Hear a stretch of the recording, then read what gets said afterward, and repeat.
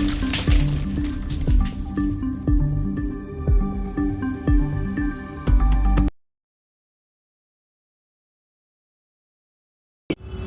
Students, तो आज के इस वीडियो के सेशन से सीखेंगे हम लोग 3x3 ऑर्डर का प्रतिलोम निकालना के 3 गुना 3 कोटि वाले आव्यूह का जो है वह प्रतिलोम कैसे निकाला जाएगा। तो आइए 3 गुना 3 कोटि के आव्यूह का प्रतिलोम आप लोग को सिखा चुके हैं। आज हम सीखेंगे 3 गुना 3 कोटि वाले सारणी का प्रतिलोम निकालना। तो 3 गुना 3 तो 3x3 ऑर्डर ऑफ मैट्रिक्स, यानी 3 गुना 3 कोटि के मैट्रिक्स हो या क्या हो, डिटर्मिनेंट हो।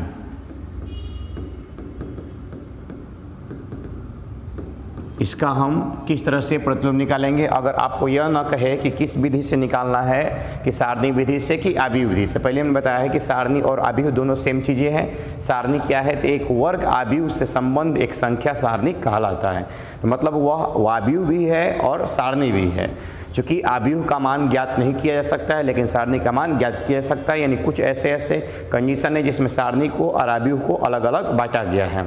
तो आप लोग का रेगुलर क्लास जो है वह चलते रहेगा और आप प्रतिदिन पढ़ते रहें, क्योंकि आप कल के भरोसे रहिएगा कि कल से पढ़ेंगे। आज का वीडियो छोड़ दीजिए, आज शाम को देख लेंगे, कल शाम को देख लेंगे, तो फिर ये जो वीडियो है बहुत सारे होते जाएंगे। इसलिए आप प्रतिदिन का क्लास प्रतिदिन पढ़ते चलें। 12 तारीख से आपका क्लास खुल रहा है, आप 12 तारीख को आप क्लास में आ जाइएगा। फिर भी आपका जो वीडियो है वह आपका प्रतिदिन ग्रुप के अनुसार आपका जाते रहेगा। तो आइए हम लोग देखते हैं 3x3 ऑर्डर ऑफ मैट्रिक्स का, यानी ऑर्डर ऑफ मैट्रिक्स हो या डिटर्मिनेंट के फॉर्म हो, उसका प्रतिलोम कैसे निकालेंगे। तो दिया गया है A बराबर, तो A बराबर मेरे पास है A11 A12 A13, A21 A22 और A23, A31 A32 और A33। यह 3 गुना 3 कोटि का आपका एक सारणिक है। इसका प्रतिलोम निकालना है। सारा विधियां प्रयोग करेंगे।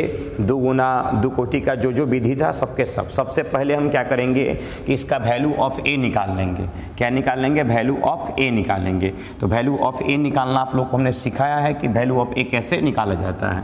एक बार वर्क करेंगे किस पर, R1 पर या R2 पर या R3 पर, प्लस माइनस और प्लस के साथ। जैसे कि A11 पर काम करते हैं हम, तो A11 जो सामने है उससे क्या कर देंगे, हम बंद कर देंगे। क्या दिखाई दिया? तो A22 A23 A32 और A33।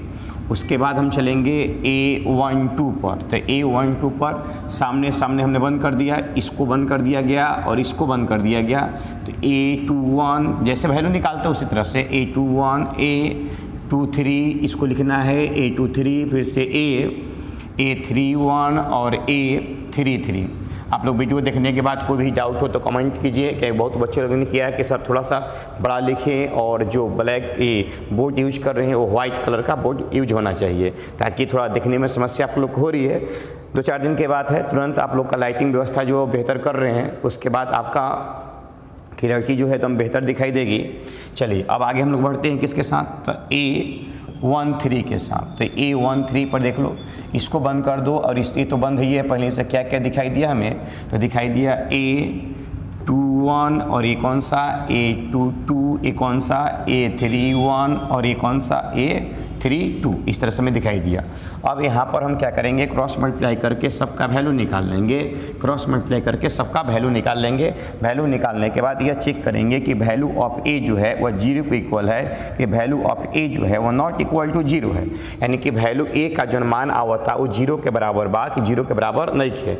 अगर 0 के बराबर होगा तो लिखेंगे कि प्रतिलोम ज्ञात करना संभव इसका नहीं है। अगर 0 के बराबर नहीं आता है तब लिखेंगे कि इस सारणी का या इस आव्यूह का क्या किया जा सकता है, प्रतिलोम आसानी से ज्ञात किया जा सकता है, यानी कि इसका प्रतिलोम में अस्तित्व है। तो इतना काम आपको सबसे पहले करना पड़ेगा। आप वैल्यू ऑफ ए निकाल कर चेक कर लीजिएगा।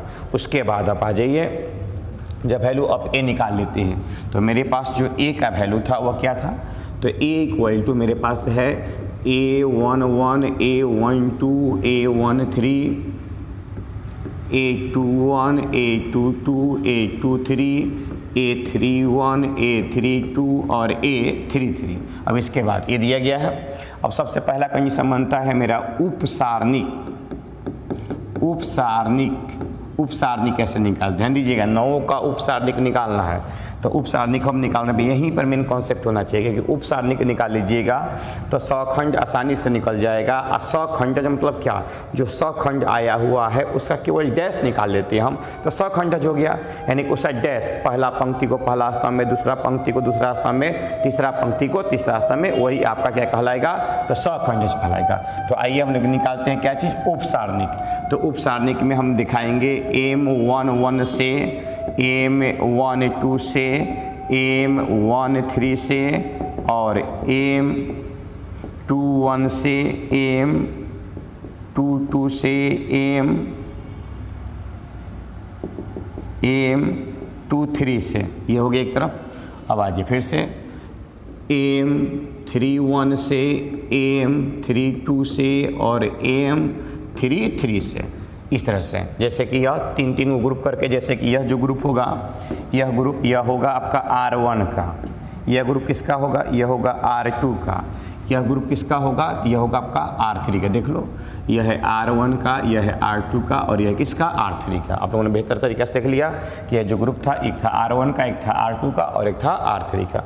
अब 1-1 कैसे निकालेंगे, मेन कॉन्सेप्ट यही है, क्योंकि अगर तुम 1-1 निकाल लेते हो तो आसानी से आप सब निकाल लोगे, 1-2 भी निकाल लो उसी तरह से, 1-3 भी निकालो, सब उसी तरह से निकालो। तो मेन कॉन्सेप्ट है कि पहले A11 निकाला जाए। तो A11 निकालने के लिए ध्यान दीजिए क्या करना है आपको, कि A11 निकालना है तो यहाँ से इसको बंद कर दो और यहाँ से इसको बंद कर दो। अब जो दिखाई दिया उसे लिख दिया जाए, जो दिखेगा उसे क्या करेंगे, हम लिखेंगे 1-1। अब यही कॉन्सेप्ट सब में है, A12 निकालना है तो इसको बंद कर दिया जाए, इसको बंद करें, जो दिखेगा उसे हम लिख देते हैं। तो 2-3 हम निकाल कर दिखा देते हैं, उसके बाद डायरेक्ट हम वैल्यू लिख देंगे। तो क्या क्या दिखा हमें, तो A22 दिखा, A23 दिखा, A32 दिखा और A33 दिखा ना, इन्हें दिखाई दिया हमें, इसको हमने लिख दिया। अब क्या निकालेंगे, तो अब निकालेंगे 1-2, क्या निकालेंगे 1-2। तो इसके सामने ऐसे बंद करेंगे और ये तो पहले ही से बंद है ना, तो इसमें बंद हो गया। तो अब क्या दिखाई दिया, तो अब दिखाई दिया 2-1, 2-3, 3-1, 3-3। इसको आप फिर से रिमाइंड करके बैक ले जाकर देख सकते हो। तो क्या दिखाई दिया हमें, A21, A23 और क्या दिखाई दिया, तो A31 और A32, सही हुआ सब। अब इसका सर वैल्यू कैसे निकालें, तो क्रॉस मल्टीप्लाई करके जो वैल्यू आएगा वो वैल्यू निकाल लिया जाए। तो सपोज कर लिया जाए कि इसका जो हमने वैल्यू निकाला गुना भाग करके वह आपका आया, यहाँ पर A आया, इसका कितना आया, B आया। ठीक इसी तरह से तुम निकाल सकते हो 1-3। तो इसके सामने और इसके सामने बंद करोगे, अब जो दिखेगा उसे लिखोगे, फिर गुना भाग करके उसका वैल्यू निकाल लीजिए। इसका वैल्यू मान लिया C आया, इसका D आया, इसका E आया, इसका F आया, इसका G आया, इसका H आया और इसका I आया। इस तरह सारा के सारा वैल्यू आपके आ चुके हैं। तो आने के बाद अब हम क्या निकालेंगे, तो अब निकालेंगे 100 खंड। क्या निकालेंगे, 100 खंड। तो 100 खंड का सिंबल है A से, तो A11, A12, A13, A21 और A22 और क्या किया जाए, A22, A23, A31, A32 और A33, सॉरी कैपिटल होना चाहिए, बड़ा होना चाहिए। A22, A23, A31 और A32 और A33 ना। देख लो, यह पहला पंक्ति है, पहला पंक्ति का है, किस पंक्ति का है, पहला पंक्ति का है। यह है R1 का 11, 12, 13, यह है R2 का 21, 22 और 23 और यह है R3 का कौन सा, 31, 32 और 33।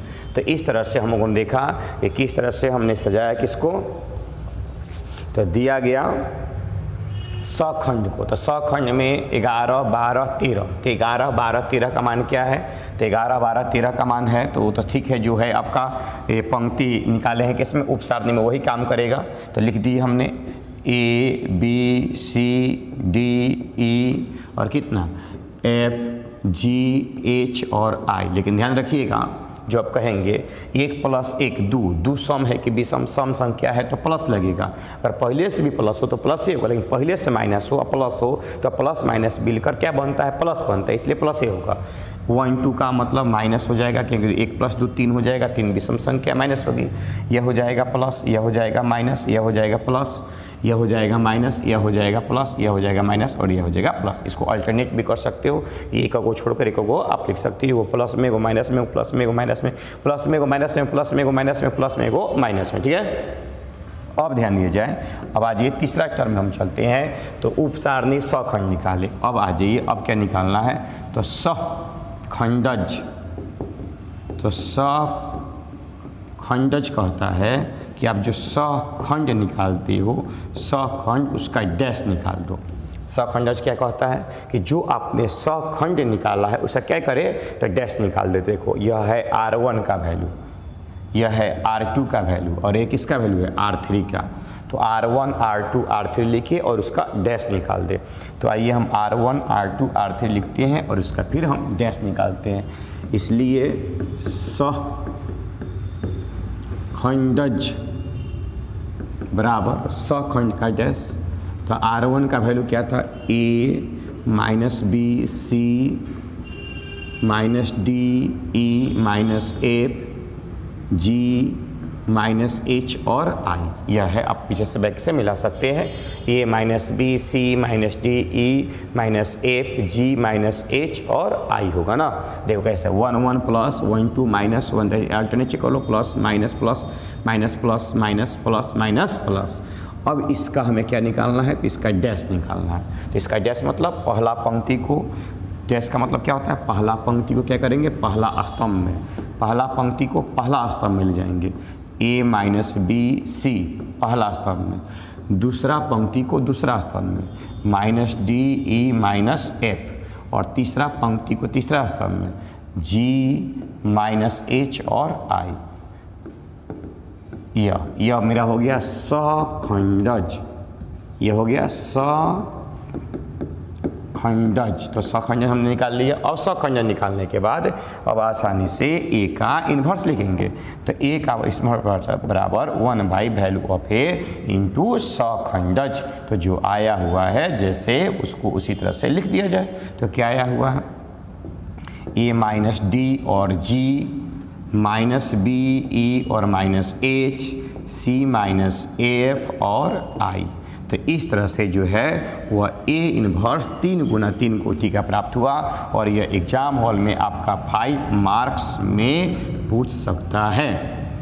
तो यह गलती हमें नहीं करना है, क्योंकि पिछला साल 12th क्लास से स्टूडेंट ये गलती कर चुके हैं कि जाने दो कोरोना काल ख़त्म होगा तब पढ़ेंगे या किसी तरह से टाइम पास करते रहेंगे। हमें 7 दिन का या एक पल भी हमें मिस्टेक नहीं करना है और उसे फालतू में गंवाना नहीं है। प्रतिदिन हम जब लगे हुए हैं तो आप भी लगे रहिए और प्रतिदिन आप अपना काम जो है कर्म है उसे किया कीजिए, तभी जाकर आप बेहतर बन पाइएगा। क्या फ़र्क पड़ता है, कौन क्या करता है, फ़र्क ये इस बात पर पड़ता है कि हम क्या करते हैं और अपने आप के अंदर कितना सुधार लाते हैं।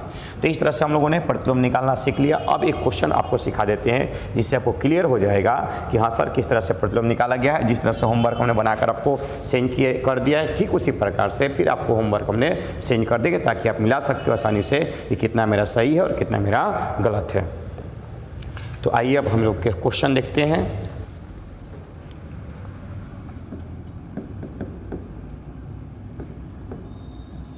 दिखा था ना,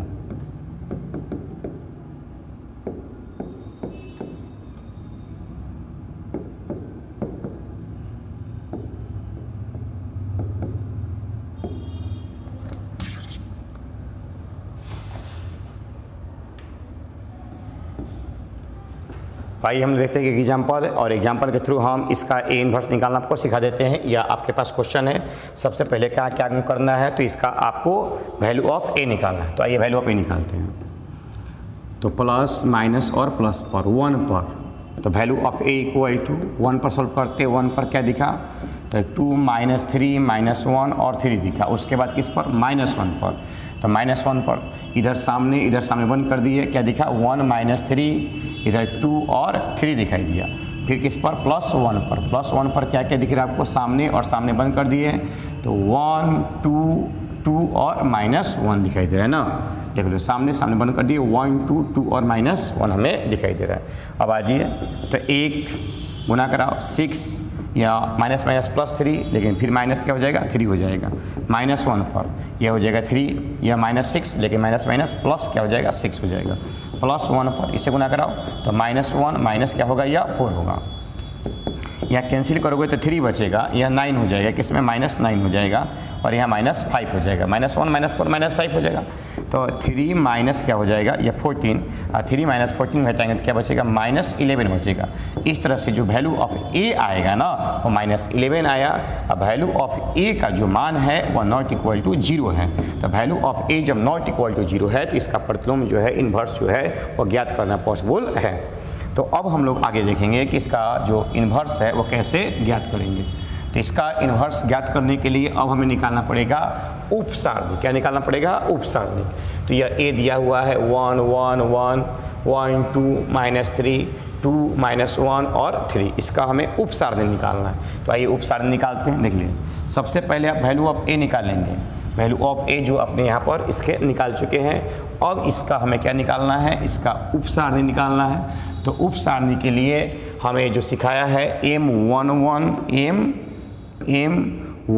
पर काम करेंगे। तो M11 तिरछा गुना कराते हैं तो यह हो जाएगा 6 माइनस +3, लेकिन फिर बीच में माइनस होगा तो -3।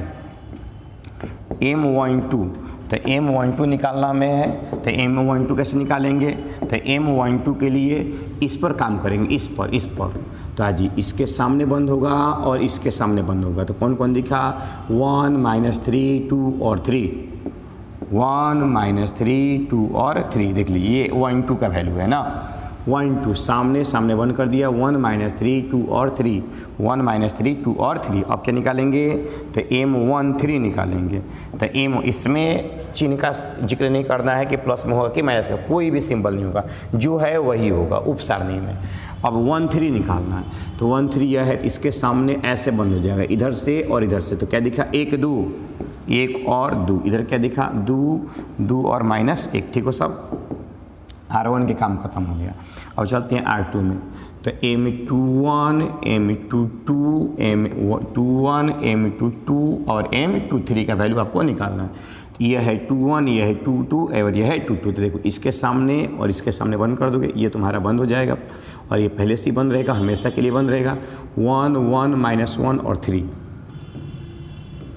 1 1 -1 और 3, 1 1 -1 और 3। अब 2 पर चलते हैं। तो 2 पर चलिएगा तो सामने और सामने बंद कर दिए। -1 1 2 और 3, -1 1 2 और 3। अब किस पर चलेंगे?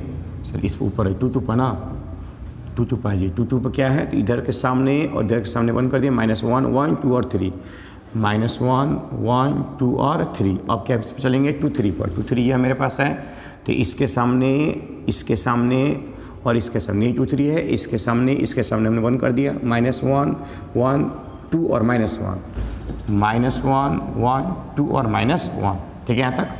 अब हम काम करते हैं R3 पर। किस पर? R3 पर।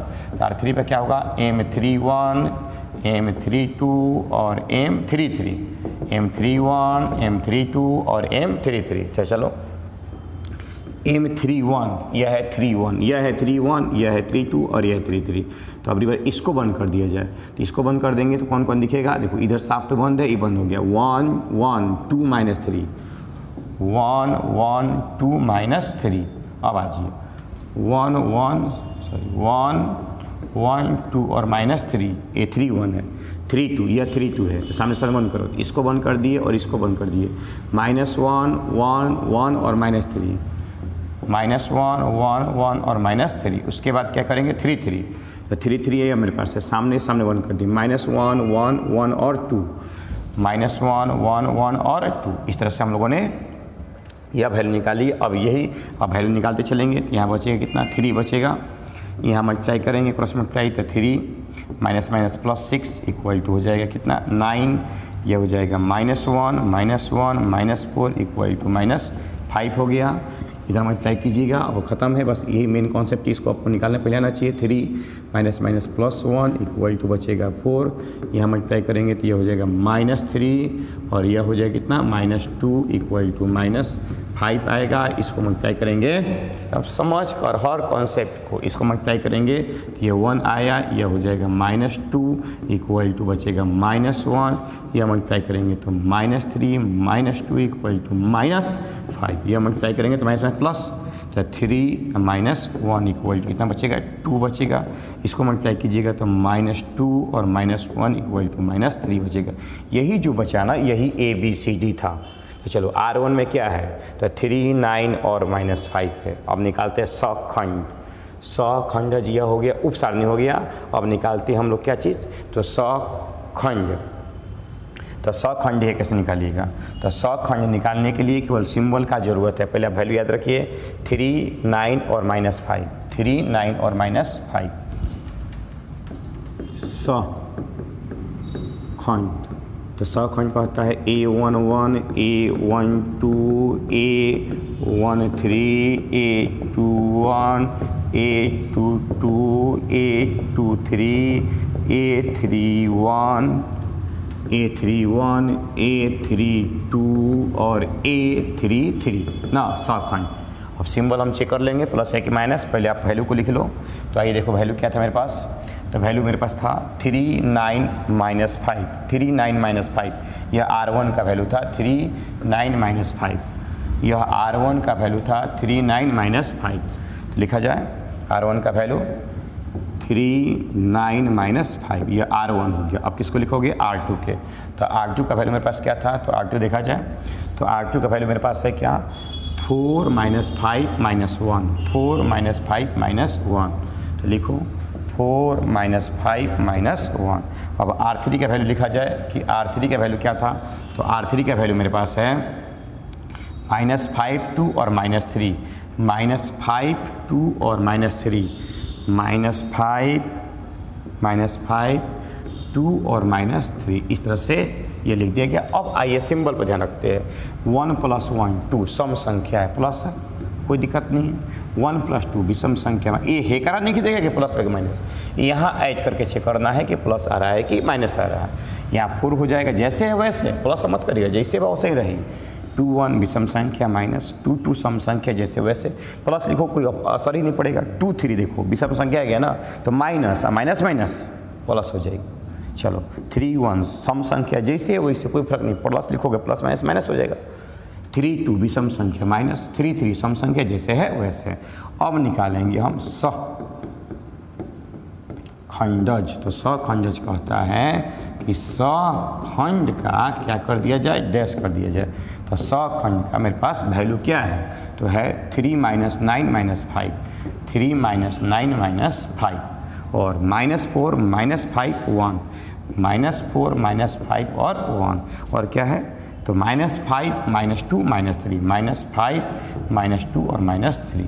तो इस तरह से इसका हम डैश निकाल लेते हैं। तो डैश निकालेंगे तो पहला पंक्ति को क्या करेंगे, पहला पंक्ति को पहला स्तंभ में लिखेंगे। तो पहला स्तंभ है क्या मेरे पास, तो 3 -9 और -5 है, और दूसरा पंक्ति को दूसरा स्तंभ में -4 -5 और 1 है। तीसरा पंक्ति को तीसरा स्तंभ में -5 -2 और -3 है। तो यह हो गया सखंड ओरिजिनल रूप से। अब इसका हमें प्रतिलोम निकालना है। तो प्रतिलोम में कुछ करने की जरूरत नहीं है, क्योंकि यहाँ पर स्पेस नहीं है, तो हम सिखा देते हैं। प्रतिलोम में एक लाइन का थ्योरी है, यहीं पर A इनवर्स बराबर 1/, में वैल्यू ऑफ A, जो तो वैल्यू ऑफ A शुरू में निकलने बड़ा -11, उससे क्या करोगे, डिवाइड कर दोगे। डिवाइड करने के बाद ये 3 × 3 ऑर्डर का आपका इन्वर्स का आंसर हो गया। तो मेरा काम समाप्त हो गया। फिर इसी तरह से आपको काम देते हैं, क्योंकि जब तक हम आई कॉन्टैक्ट मिलते नहीं तब तक होमवर्क करते चलना है, ताकि हम सीखने के बाद प्रैक्टिस में रहें। और समय तो आप बैठकर गवाओ या यूज करके गवाओ, समय तो आपका जो है वह तो पास होते रहेगा। तो कुछ ना कुछ आप काम करते चलो। हम ये नहीं कहते हैं कि सर 10 मिनट 20 मिनट पढ़कर क्या कर लेंगे, हम ये कहते हैं कि अगर आप रेगुलर रहोगे तो कुछ भी कर सकते हो। इसलिए जो रेगुलरिटी है उस पर बनाए रखा जाए। और 12 तारीख को आपका क्लास खुलेगा, तो उसमें कोई समस्या नहीं है कि न खुलने कोई सवाल नहीं है। 12 तारीख को क्लास खुलेगा ही, तो आप लोग को 12 तारीख को अपने जो समय अनुसार है उसके अनुसार आपको आना है। केवल 9 से 10 जो बैच है वो नहीं चलेगा, सुबह 5 से 6, 6 से 7, 7 से 8 और 8 से 9, यह 4 बैचें हैं जो कि आपके चलेंगे 12 तारीख से। चलिए अब आपको होमवर्क देते हैं। और होमवर्क में टोटल 5 क्वेश्चन देते हैं, 5 क्वेश्चन आपको बनाना होगा, तब जाकर आपको क्लियर हो पाएगा कि सर मेरा सही हो रहा है कि गलत हो रहा है। अगले दिन हम 5 क्वेश्चन का सलूशन अपलोड कर देंगे, आप आसानी से मिला सकते हो। चलिए तो क्वेश्चन लिखते हैं आपको, ये आप खुद से बना सकते हैं। 3.5 का क्वेश्चन नंबर 15, क्वेश्चन नंबर 16 और क्वेश्चन नंबर 17 आसानी से बना सकते हो। सर 3.4 का क्वेश्चन नंबर 15, क्वेश्चन नंबर 16 और क्वेश्चन नंबर 17। सर 3.4 क्यों दिए हैं? क्योंकि आपको पता है कि 3.4 का हमने क्वेश्चन सीखा है एक अलग तरीका से, अगली बार फिर इसको बनाएं आप एक अलग मेथड से और दोनों का आंसर मिलाएं कि सही आ रहा है कि नहीं। और 2 क्वेश्चन लिख देते हैं, 3 क्वेश्चन पहले से हो चुका है, 2 क्वेश्चन लिखते हैं।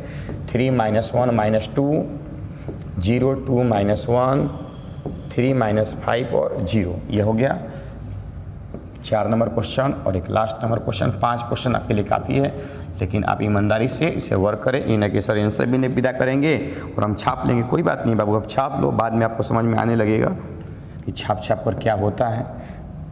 4 और यहाँ पर 2 3 और कितना 5 और यहाँ पर 5 - 2 और 6, ये दोनों का इन्वर्स निकालना है। 3.4 का क्वेश्चन नंबर 15, 16 और 17 का। अब आपको उसका प्रतिलोम सारणी विधि से निकालना, बार बार ही करेंगे, 4 तरीके हम सिखाएंगे, आप किसी भी विधि से आप आसानी से उसे ज्ञात कर सकते हो। जो बच्चे ग्रुप में नहीं है वह मेरे मोबाइल नंबर पर, जो मोबाइल नंबर मेरे पास है 76541444 और 98 पर अपना एडमिशन स्लिप विदा करें। वहाँ पर आपका हर क्वेश्चन, जैसे 5 क्वेश्चन दिए थे, कल भी 5 क्वेश्चन आपको दिए थे, तो उसका PDF हमने विदा किया था। तो इसी तरह से इसी 5 क्वेश्चन का टोटल का हम PDF विदा करेंगे और जितना हमने पढ़ा है इसका भी हम PDF आपको विदा कर देंगे ताकि आप देखकर उतार सके। वीडियो देखते समय कोई समस्या आपको होना नहीं चाहिए। कुछ बच्चे क्या कर रहे हैं कि कह रहे हैं कि सर साफ नहीं दिख रहा है, क्वालिटी बढ़ाना सीखिए। ऊपर में 3 गो डॉट हुए, टच कीजिए, टच करने के बाद आपको आएगा 144, 44, 200, ये सब जानना चाहिए। तो उसमें आप 480 पर या 720 पर देखिए, उसके बाद आपको एकदम बेहतर दिखाई देगा। हो सकता है हम सुधार करते जा रहे हैं, लेकिन 2-4 दिन के बाद अगर आपका DSLR कैमरा आ जाता है तो और आपको क्लियर रूप से दिखाई देगा, कोई समस्या नहीं होगा, क्योंकि हम मंगाए हुए हैं DSLR कैमरा। उसके साथ जब आप रिकॉर्डिंग करेंगे तो एकदम क्लियर विजिबिलिटी आपको दिखाई देना पड़ेगा।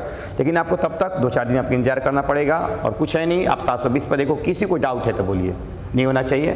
तो इस आज का क्लास आपको कैसा लगा इस कमेंट बॉक्स में जरूर कमेंट कीजिए और मेरे साथ इसके प्रसाद के साथ बने रहें। किसी भी तरह से नहीं, एकदम बहुत बेहतर तरीक़े से आपको 12th क्लास हम निकाल देंगे, इसका हम वादा करते हैं। क्योंकि आप अगर हाथ धर कर बैठे रहेंगे तो कुछ होने वाला नहीं है।